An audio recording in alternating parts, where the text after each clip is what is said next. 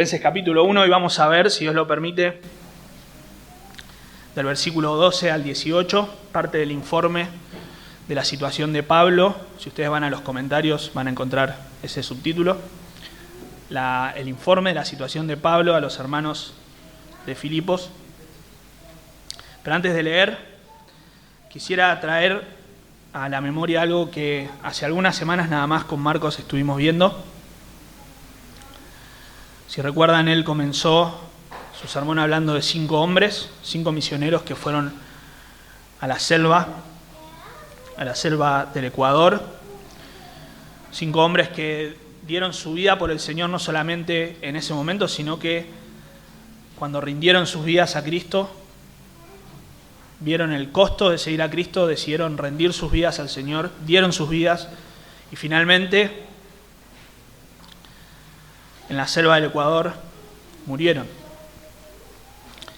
Ellos decidieron rendir su vida al Señor, fueron a predicar el Evangelio y seguramente, no sé si ustedes se habrán puesto a pensar, pero seguramente estos 5 misioneros habrán soñado con el avance del Evangelio, habrán soñado con ver en la selva, entre los ecuatorianos, entre los aucas y luego en otras tribus, ver el progreso del Evangelio. Habrán imaginado tribus enteras rindiéndose a Cristo, o tal vez pequeños grupos, pero cómo el Evangelio iba creciendo. Habrán pensado, esto en manos de Dios puede ser grande. Ellos comenzaron a sobrevolar la zona para establecer contacto con los aucas, arrojándoles regalos para poder así mostrar el carácter amistoso de su visita. Y cuando por fin pudieron aterrizar y vieron que los aucas se acercaban, ellos estaban gozosos, contentos, porque al fin se iba a concretar lo que ellos tanto soñaban. Tanto tiempo orando, tanta preparación, tanto esfuerzo, tanto dinero. Finalmente los aucas se estaban acercando. Los 5 misioneros murieron a causa de las lanzas que los aucas les arrojaron y todo el sueño quedó nulo. El sueño ministerial, el sueño de ver el avance del Evangelio quedó truncado. Entonces nos preguntamos, ¿qué pasó? ¿Fue un fracaso?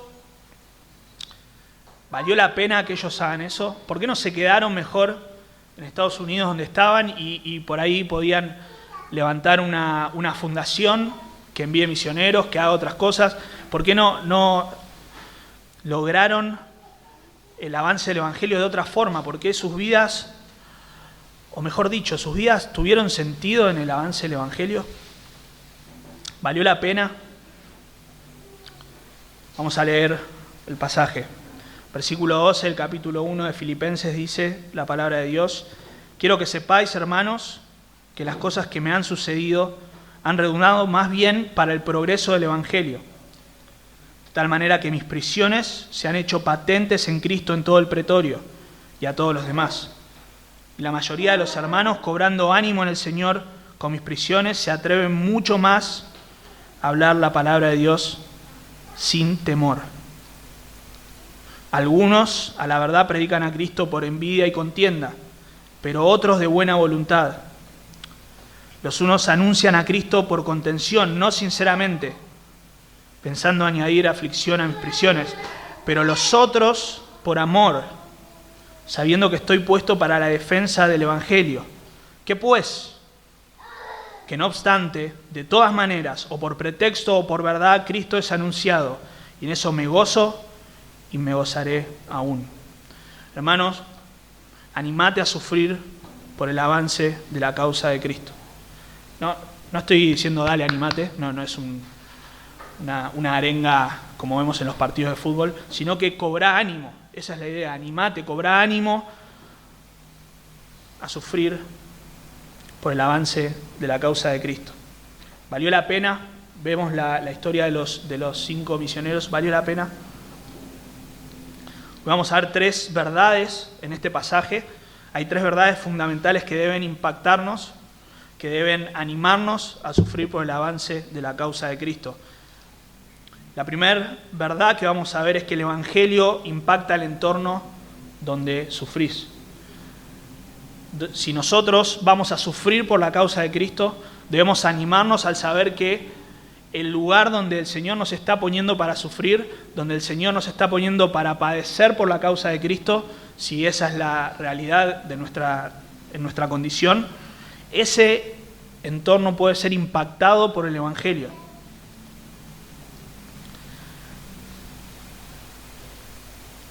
Dice el versículo 12, quiero que sepáis, hermanos, que las cosas que me han sucedido han redundado más bien para el progreso del Evangelio. Como dije anteriormente, en esta sección el apóstol Pablo lo que quiere es comunicar a los hermanos que ellos sepan que todo lo que le estaba pasando en realidad tenía un propósito. Ellos seguramente, al escuchar de las prisiones de Pablo, podrían pensar lo mismo que nosotros pensamos cuando escuchamos la historia de los 5 misioneros. Decimos, pero entonces, ¿qué? ¿Valió la pena? ¿Estás preso en Roma? No sabemos qué te va a pasar. Mirá si te matan. Entonces, entregaste tu vida por causa del Evangelio y pareciera como que Dios está perdiendo. Tiene a uno de sus mejores hombres preso. ¿Y cómo va a correr el Evangelio ahora? ¿Que depende de nosotros? ¿Estamos al horno? Sin embargo, el apóstol Pablo quiere que ellos estén tranquilos, que ellos sepan, que ellos confíen en que el Evangelio no está preso. El apóstol Pablo está preso, pero el Evangelio no está preso y el Señor está utilizando las circunstancias del apóstol Pablo para el avance, para el progreso del Evangelio. Él quería fortalecer su fe, quería animarlos a que ellos mismos sufran por el Evangelio. Ahora esta palabra que aparece ahí, han redundado en el versículo 12, las cosas que le han sucedido han redundado, podía traducirse también como han llegado a ser o han sido encaminadas, podemos decir. Todo lo que le había pasado al apóstol Pablo, que ahora vamos a ver algunas de esas cosas, el Señor las había encaminado para el progreso del Evangelio. No era el propósito principal. El enemigo no tenía ese propósito. El enemigo no quería encarcelar al apóstol Pablo para que el Evangelio crezca, sino todo lo contrario. El enemigo está interesado en que el progreso del Evangelio se trunque, pero por encima del enemigo está Dios, que es soberano y que utiliza esas situaciones inclusive para el progreso, para un mayor progreso del Evangelio. Pensemos en alguna de las situaciones a las que el apóstol Pablo se refiere. Sabemos que en este momento está preso, pero sabemos también por Hechos 17 que él fue perseguido y fue echado de Tesalónica. Sabemos que también fue perseguido en Berea. Sabemos que luego de pasar por Atenas, Corinto, Éfeso y Grecia, vuelve a Filipo y ahí se le profetiza ¿qué cosa? Que él va a sufrir, que va a ser encadenado y que va a ser puesto en prisión en Jerusalén. En Hechos 21, el apóstol Pablo predica y grandes multitudes se convierten, no. En Hechos 21, el apóstol Pablo predica e intentan matarlo.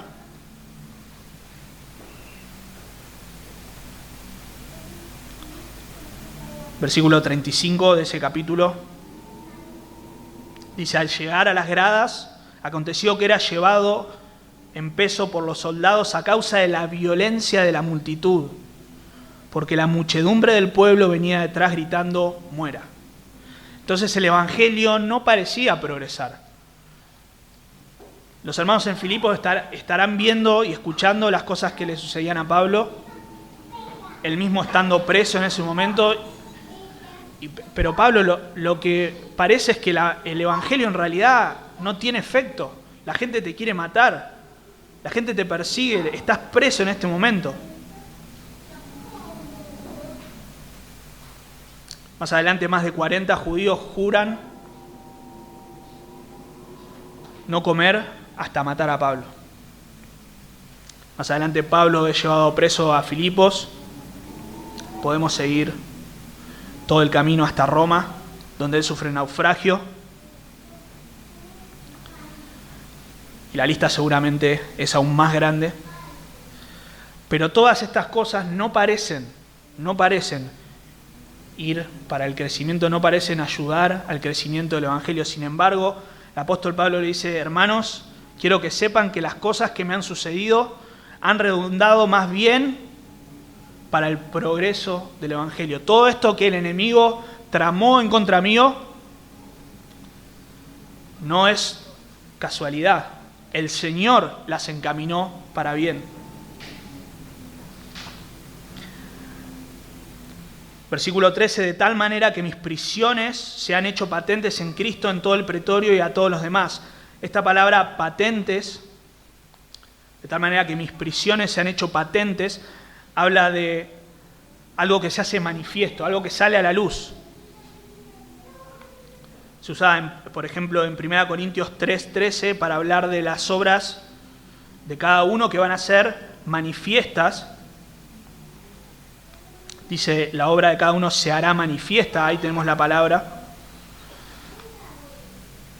Gálatas 5:19 habla de las obras de la carne que son manifiestas, y manifiestas son las obras de la carne. El apóstol Pablo nos dice que las prisiones de él se han hecho patentes en Cristo en todo el pretorio y a todos los demás. Es decir, el Evangelio no se truncó. ¿Por qué? Porque se hace patente, porque se hace evidente que las prisiones del apóstol Pablo no son por su propio delito, por un delito propio, sino por Cristo. Y hermanos, el lugar donde el Señor te puso es el lugar donde el Señor quiere impactar. Es el lugar y el entorno el que el Señor te ha puesto para impactar tu entorno. El apóstol Pablo está preso y fíjense en el versículo 13, dice que sus prisiones son patentes ¿dónde? En todo el pretorio y a todos los demás. El pretorio, esta palabra habla de dos cosas en realidad. Uno puede ser el palacio del César, puede hablar de un edificio, o puede hablar de una guardia de soldados, que entendemos por el contexto que está hablando de eso. Una guardia de soldados, la guardia imperial, de aproximadamente 10.000 hombres, donde entre sus funciones, entre una de sus funciones, está la de resguardar la seguridad de los presos que apelaban al César. Recuerden que este es el caso del apóstol Pablo. El apóstol Pablo había apelado al César, entonces ellos lo guardaban.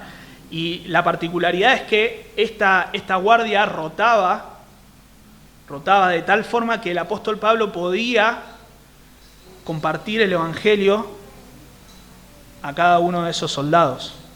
Recuerden que el apóstol Pablo está preso en Roma, pero el apóstol puede recibir visitas, el apóstol puede predicar el Evangelio, tiene libertad para predicar el Evangelio, y una de estas libertades que tiene, o de estos beneficios que el Señor le concedió, es poder predicarle a estos soldados. Seguramente muchos de estos soldados se han convertido por el testimonio del apóstol Pablo, pero por haber escuchado el Evangelio de su boca. El lugar de su entorno era una cárcel. Sin embargo, aún en esa cárcel el apóstol Pablo podía y seguía predicando el Evangelio. El Evangelio no estaba preso, los guardias estaban escuchándolo, pero también vemos que había otra gente. Habla el versículo 3, nos dice a todo el pretorio y a todos los demás. Esta referencia a todos los demás seguramente nos habla de los demás hermanos que estaban, o las demás personas que estaban en Roma, que tenían acceso al apóstol Pablo, que tenían acceso a escuchar el Evangelio de su boca. Y podemos ver, hermanos, inclusive cómo en la fundación de esta iglesia, de la iglesia de Filipos, se ejemplifica que el Evangelio, cuando quiere ser detenido, el Señor no lo permite. No solo no lo permite, sino también lo hace crecer. Fíjense que en capítulo 16 de Hechos vemos cómo el apóstol Pablo es puesto en prisión y hay un terremoto. ¿Y qué pasa? El carcelero está a punto de matarse. Sabemos por la historia que después el carcelero y toda su casa se convierte. Entonces, una situación que originalmente el enemigo tramó para frenar el Evangelio terminó siendo una iglesia local en Filipos. En Tesalónica, en Berea, mucha gente creyó. En Roma, Pablo presentó una y otra vez su defensa. Y cada ocasión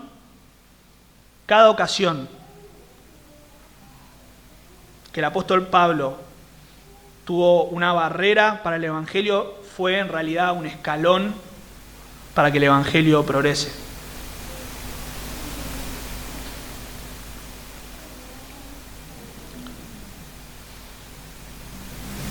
Hechos 28-24 dice que muchos creyeron. Algunos eran persuadidos con lo que se decía, otros no creían, por supuesto. Dice Hendrickson, estas piedras de tropiezo puestas por Satanás para obstaculizar y detener la marcha del Evangelio se convirtieron en escalones hacia una mejor comprensión y una apreciación más profunda de la verdad redentora de Dios y hacia una mayor valentía al defenderla. Pablo estaba preso, pero la palabra de Dios no. Cuando el apóstol fue a Roma como preso, realmente fue el Evangelio que entró a la ciudad imperial.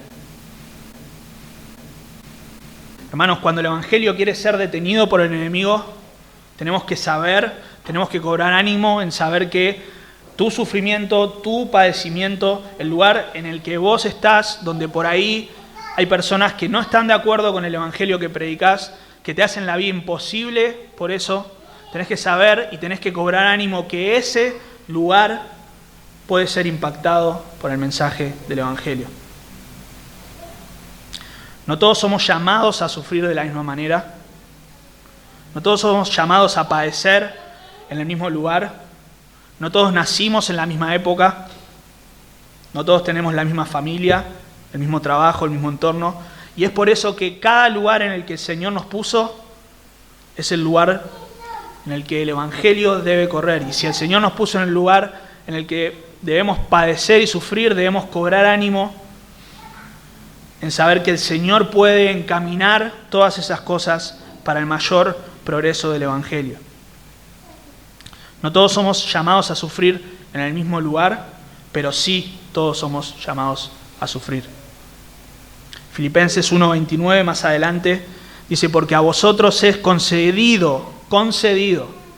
No es que Dios lo permite, no es que se le escapa, porque a vosotros es concedido a causa de Cristo, no solo que creáis en Él, sino también que padezcáis por Él, teniendo el mismo conflicto que habéis visto en mí y que ahora oís que hay en mí. Mateo 5:10 al 12, el Señor Jesucristo dice, bienaventurados los que padecen persecución por causa de la justicia, porque de ellos es el reino de los cielos. Versículo 11. Bienaventurados sois cuando por mi causa os vituperen y os persigan, y digan toda clase de mal contra vosotros mintiendo. Gozaos y alegraos, porque vuestro galardón es grande en los cielos, porque así persiguieron a los profetas que fueron antes de vosotros. ¿En qué lugar te puso el Señor? ¿Cuál es el entorno en el que te puso el Señor? Tal vez no es una prisión todavía. Tal vez la persecución no se ha librado de una manera más feroz, acá al menos, en este lugar. Pero somos llamados a padecer por el Evangelio. Y sin duda, si estás haciendo luz, estás padeciendo. Porque el mundo no es amigable al Evangelio. El mundo es hostil de diferentes maneras, tal vez. No todos vamos a ir presos. Pero ese sufrimiento, hermanos, puede ser encaminado por Dios para el mayor progreso del Evangelio. En segundo lugar, no solo debe animarte que tu lugar puede ser impactado, pensá en aquellas personas que están en tu lugar, en tu entorno, pensá que ellos pueden ser impactados, pero también debemos animarnos en el hecho de que nuestros propios hermanos son animados a seguir el ejemplo de sufrimiento. Versículo 14. Y la mayoría de los hermanos, cobrando ánimo en el Señor con mis prisiones, se atreven mucho más a hablar la palabra sin temor. La mayoría, no todos tal vez, pero la mayoría de los hermanos se estaban animando al ver el ejemplo del apóstol Pablo. Si bien la persecución todavía no había comenzado de una forma tan feroz, estaban recién a vísperas de lo que después sí sería una persecución brutal. Sin embargo, el mundo ya era hostil. Ya era hostil. Y el apóstol Pablo, en Romanos capítulo 1, el lugar donde él estaba preso, le dice que él no se avergonzaba del Evangelio. Él predicaba el Evangelio sin temor. Y acá vemos que los hermanos estaban cobrando ánimo con el ejemplo de Pablo, lejos de desanimarse, lejos de decir, no, si el apóstol Pablo está preso, ¿qué me va a tocar a mí entonces? No, eso no es para mí. La Biblia de las Américas traduce esta frase como confiando en el Señor. El apóstol Pablo era de influencia para sus vidas, veían su ejemplo y cobraban ánimo en el Señor. Vemos esto mismo en 1 Tesalonicenses. Nuestros hermanos en Tesalónica son un ejemplo de lo que estamos diciendo. 1 Tesalonicenses capítulo 1,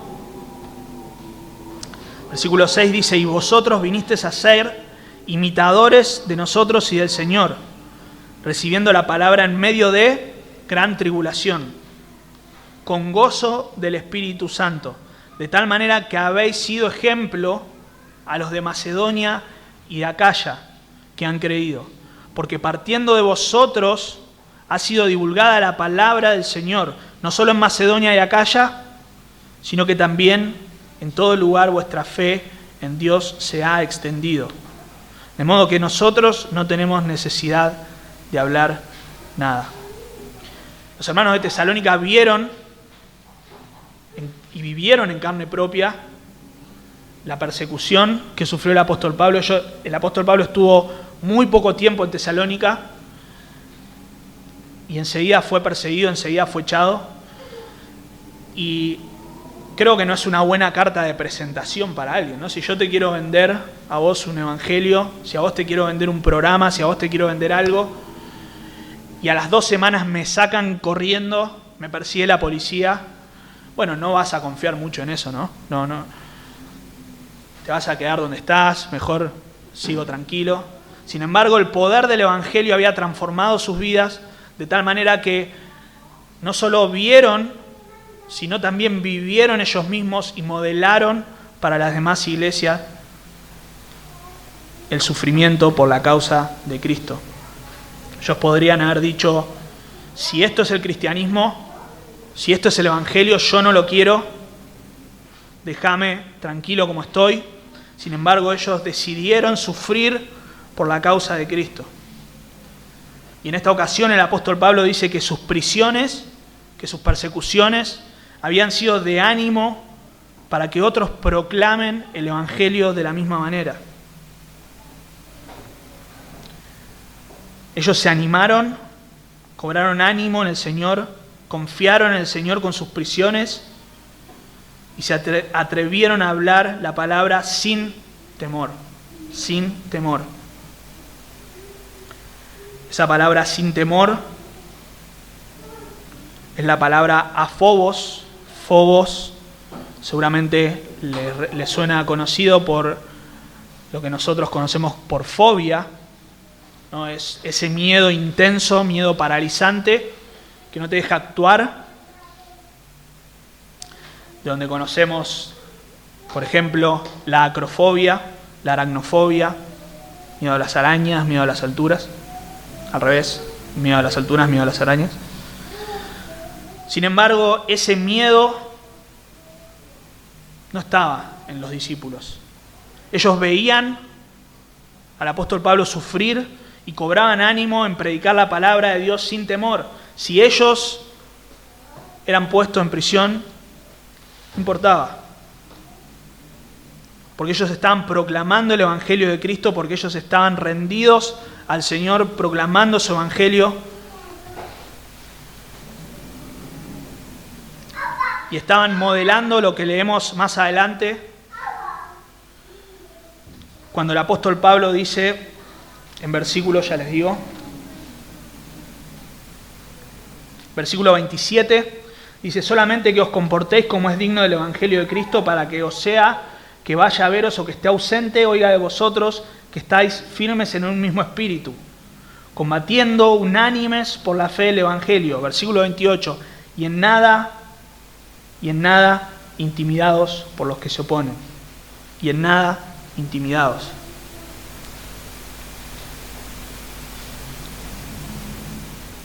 El lugar en el que vos te encontrás puede ser impactado, pero el lugar en el que vos estás también es una ventana, también es una vitrina en la que tus hermanos te pueden observar, te pueden ver, donde tus hermanos pueden ver la manera en que vos sufrís por causa del Evangelio y cobrar ánimo del Señor. En tu familia, en tu trabajo, en el lugar de estudio. Algo que es muy reconfortante para nosotros es, muchas veces, y es uno de los grandes regalos que el Señor nos da, cuando nos congregamos y te encontrás con un hermano y tuviste una semana tremenda y tal vez en el trabajo te bombardearon por todos lados, te pusieron todo el tiempo como objeto de burla por tu fe. Cuando no das más y llegas el domingo, te encontrás con un hermano y no le querés hablar de cómo salió el Barcelona, aunque perdió ayer 2-1, pero no querés hablar de eso. Querés echar tu carga y decirle, hermano, no puedo más. Y pensás que estás solo. Pensás que el otro te va a salir como, bueno, ¿qué va a hacer? Y te encontrás con que el otro tampoco da más. Con que tu hermano también está sufriendo por causa del Evangelio. Con que probablemente está a punto de perder su trabajo porque no quiere mentir. Porque el jefe le pide que mienta y él se opone. Y vos decís, wow. Mi hermano está sufriendo por la causa de Cristo. ¿Cómo me voy a animar yo a dar un paso atrás? ¿Cómo me voy a animar yo a callarme? ¿Cómo me voy a animar yo a dejar de predicar y de vivir el Evangelio? Hermanos, tu sufrimiento puede impactar tu entorno, pero también puede impactar y animar a tus hermanos a predicar, a seguir predicando el Evangelio sin temor, a seguir viviendo el Evangelio sin temor. Recuerden que no solamente se predica con la boca, sino también con nuestra vida.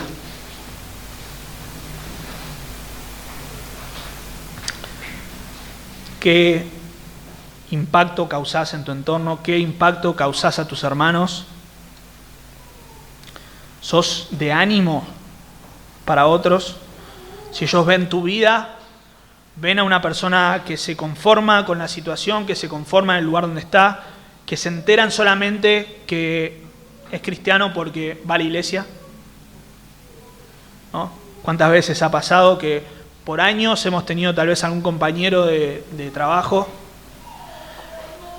y uno proclama el Evangelio y uno vive el Evangelio y a los años se entera que, sí, yo también voy a la iglesia? El Evangelio de Cristo puede impactar tu entorno, tu sufrimiento puede ser de ánimo para los demás, pero la tercera verdad que nos debe animar a sufrir por la causa de Cristo, por el avance de la causa de Cristo, es que Cristo es anunciado. Cristo es anunciado.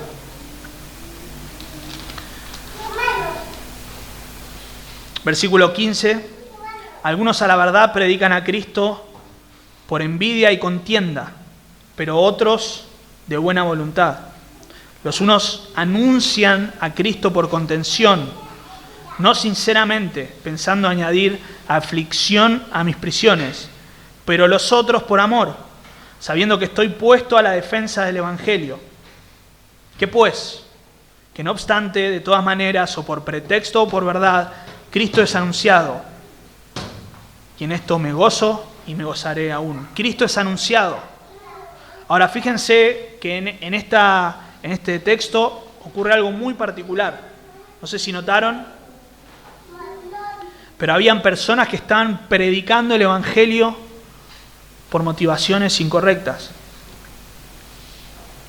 Ahora es importante que entendamos que ellos estaban predicando el Evangelio.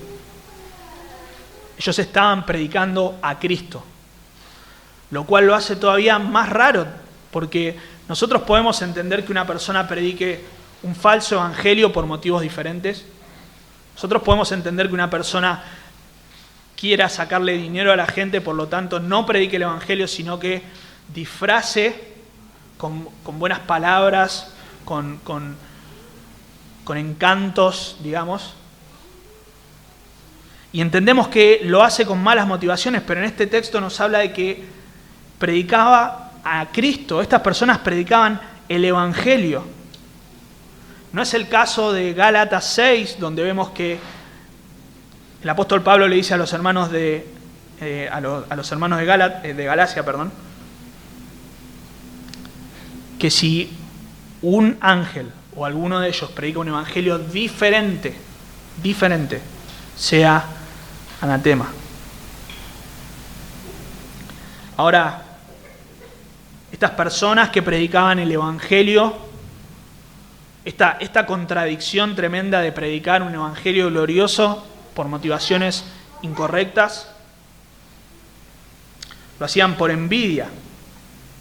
Algunos a la verdad predican a Cristo por envidia, ese deseo de obtener lo que el otro tiene,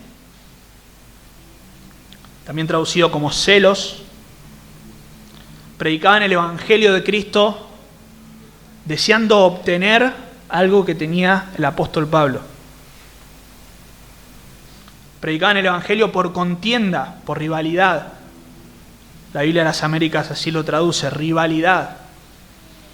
Qué loco pensar que alguien predica el Evangelio de Cristo, el Evangelio de la gracia, el Evangelio de la cruz, por rivalidad. Es ese deseo de que al otro le vaya mal, que al apóstol Pablo le vaya mal. Predicaban por contención o ambición personal. También puede ser traducido como ambición egoísta. No les importaba la gloria de Dios, solamente les importaba su propia gloria. Ellos eran ladrones de gloria, como leíamos hace un tiempito. Eran ladrones de gloria. A ellos no les importaba la gloria de Dios, no les importaba que el Evangelio avance, excepto si eso traía un beneficio para ellos. Ellos predicaban no sinceramente, predicaban con hipocresía, doble cara. Ahora, estos hermanos, estas personas, son personas que probablemente estaban en la iglesia de Roma, que probablemente no, seguramente, con toda certeza, querían opacar el brillo del apóstol Pablo. Querían opacarlo, querían exaltarse ellos y opacar su brillo. No había humildad en sus vidas, querían ser exaltados. Ellos querían llevar la delantera en proclamar el Evangelio de Cristo. Les importaba más si ellos iban por delante que el apóstol Pablo, que si el Evangelio estaba corriendo. Ahora, hermanos, podemos decir que esto es una locura. Podemos decir que, inclusive pensar que esto es tan lejano a nosotros que no lo podemos entender. Sin embargo, nosotros mismos muchas veces somos ladrones de gloria. Cuando vemos que otra persona está a full con el Señor, cuando vemos que esa persona está impactando la vida de otras, que está predicando el Evangelio de Cristo, entonces queremos ponernos las pilas. Pero no queremos ponernos las pilas porque vemos el ejemplo de obediencia y de amor al Señor, sino porque queremos tener los mismos resultados que Él. Si Él está haciendo discípulos y si se junta con 3 hermanos para ser discipulado, bueno, yo tengo que lograr lo mismo que Él o más, 4 por lo menos. Cuando un hermano tiene una victoria en el Evangelio, cuando una persona se convierte por causa de la predicación del Evangelio, entonces yo tengo que salir corriendo a predicar el Evangelio. Si no lo estoy haciendo en mi entorno, entonces ahora sí lo voy a empezar a hacer. Pero no por la gloria de Dios, sino porque el otro también lo está haciendo y yo tengo que ser como Él. Porque si no, ¿qué van a pensar de mí? ¿Qué voy a hacer yo? Y nos damos cuenta que nosotros también muchas veces somos ladrones de gloria. Si viene un predicador y agarra el púlpito y predica mejor que yo, hablando en este caso no la tiene muy difícil, pero en general, si viene un predicador y predica mejor que yo, no lo invito más. No lo invito más. Y eso ha pasado miles de veces. Créanme, ha pasado miles de veces. Hemos escuchado el ejemplo de un pastor, un grupo de pastores, mejor dicho, viajando en un auto. Uno de ellos, serio, callado, no hablaba. Cuando llegan al lugar destino, uno de los pastores le pregunta, ¿qué te pasa? ¿Por qué estás así? Y este pastor le responde, lo que pasa es que no me pediste que ore. No me pediste que ore. Y eso me ofende. Porque hay una pelea entre mi gloria y la gloria de Dios. Y si vos no me reconoces, entonces no estás cumpliendo a mis propósitos. Y esto mismo estaba pasando. El Evangelio estaba siendo proclamado por motivaciones incorrectas. Están promoviendo su gloria, no la de Cristo. Nada más lejos que la actitud de Juan el Bautista, cuando en Juan 3:30 dice, es necesario que Él crezca para que yo mengüe. No importaba su gloria. Él tenía sus seguidores, él tenía fama, sin embargo no le importaba eso, porque a Él le importaba solamente la gloria de Cristo. Sin embargo, hermanos, entendemos y leemos versículo 15, que algunos predican de buena voluntad. Versículo 16 dice, los unos predican a Cristo por contención, no sinceramente, pensando añadir aflicción a mis prisiones, pero los otros por amor. Pero los otros por amor. Sabiendo que estoy puesto para la defensa del Evangelio. Estos hermanos amorosos amaban al Señor, amaban su gloria. No les interesaba tener más discípulos que el otro.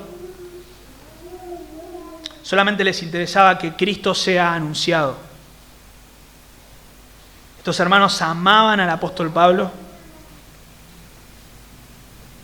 Estos hermanos sabían que las prisiones de Pablo respondían a un llamado de Dios a sufrir por la causa del Evangelio, a llevar el Evangelio a lugares donde otras personas no podían hacerlo.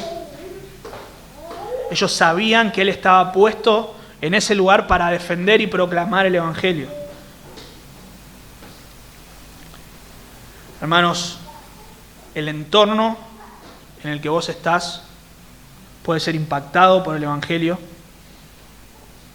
Cobra ánimo en que el sufrimiento puede tener un resultado, puede ser encaminado por el Señor para guiar a otros a Cristo.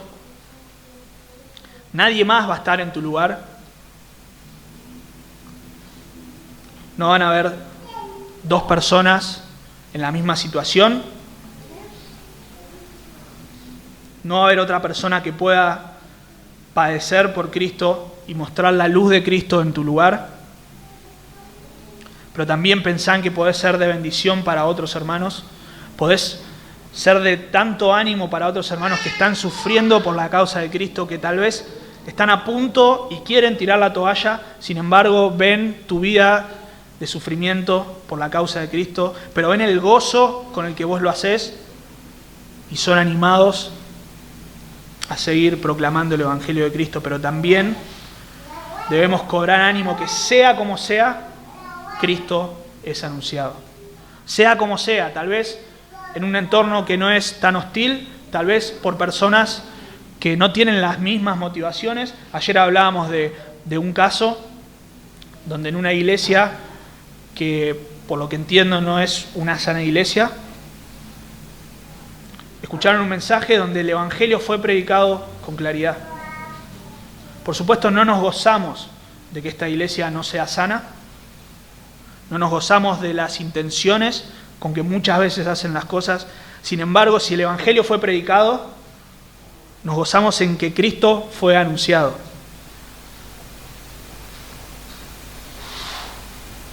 Este es el gozo del apóstol Pablo. Este tiene que ser nuestro gozo, hermanos.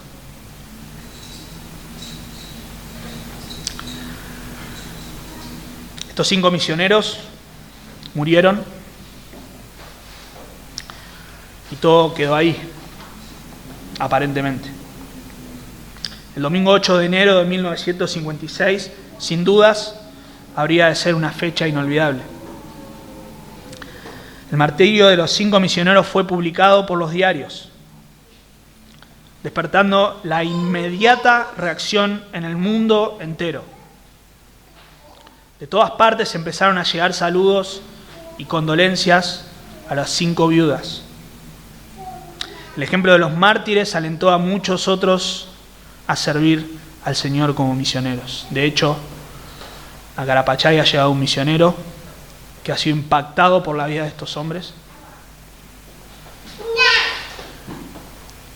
Y en alguna manera, si hoy estamos acá, en alguna manera, es también por el ejemplo de estos 5 hombres, por la obra de este hombre que decidió venir a la Argentina. Entre tanto, se formularon rápidamente planes para continuar con la obra que estos 5 misioneros habían dejado. Un hermano retomó los vuelos con regalos. Con regalos, piensen. Los mismos aucas que habían matado estaban recibiendo nuevamente regalos. La obra entre los vecinos quichuas experimentó un sorprendente aliento impresionante. Ellos mismos comenzaron a orar también por los aucas. El 3 de septiembre de 1958, 3 años y 8 meses después, 3 mujeres aucas convertidas, adoctrinadas por Elizabeth Elliot y Raquel Saint, hermana de uno de los misioneros que murió, volvieron a su aldea, donde permanecieron 3 semanas hablando del amor de Dios manifestado a través de las misioneras. Un día después, Elizabeth y Raquel Saint entraron ellas mismas en esa aldea como respuesta a una invitación, y allí fueron recibidas como hermanas. La muerte de 5 hombres había logrado romper la desconfianza ancestral. El camino para la palabra de verdad se había abierto. Los aucas podrían ser alcanzados con el Evangelio. Steve Saint escribe: millones de cristianos de todo el mundo conocen la historia de cómo Jim Elliot, Roger, Ed y Pete, mi papá, fueron anunciados por los Aucas en 1956. Muchos cristianos también saben parte del resto de la historia, cómo es que después de que fueron asesinados 5 jóvenes misioneros, Dios abrió puertas para que Elizabeth Elliot y mi tía Rachel vayan a vivir con los Aucas, y cómo es que cuando los Aucas oyeron el Evangelio de Jesús, muchos comenzaron a caminar por los senderos de Dios. Y escuchen esto: la iglesia ha sido inspirada por el poder transformador y reconciliador del Evangelio demostrado cuando mi hermana y yo fuimos bautizados por 2 de los hombres que habían alanceado a nuestro padre, causándole la muerte.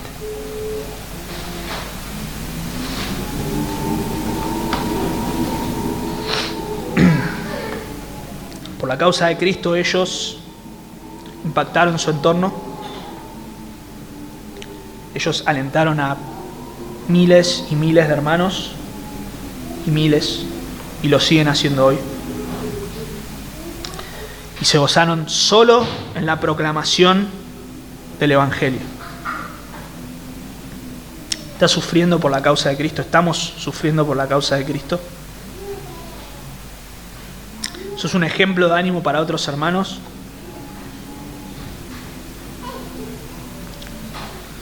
¿Qué lugar ocupa en tu corazón la proclamación del Evangelio? Oremos. Señor, sabemos que tú eres soberano. Sabemos que la proclamación del Evangelio no depende de nosotros.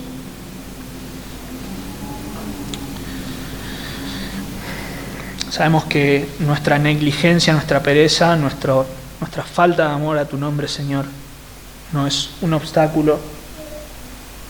Sin embargo, debemos pedirte perdón, porque nuestras vidas, Señor, muchas veces están tan centradas en nosotros mismos, que tan solo pensar en la idea de sufrir por causa de tu nombre, Señor, nos parece una locura. Gracias, Señor, por tu palabra. Te ruego que a todos, Señor, en este lugar, si es tu voluntad, avives, Señor, nuestros corazones, no para hacer grandes obras y para, no sé, tener fama o renombre y ser admirado, sino para, en nuestros lugares, proclamar el glorioso Evangelio de Cristo, Señor. En su nombre oramos. Amén.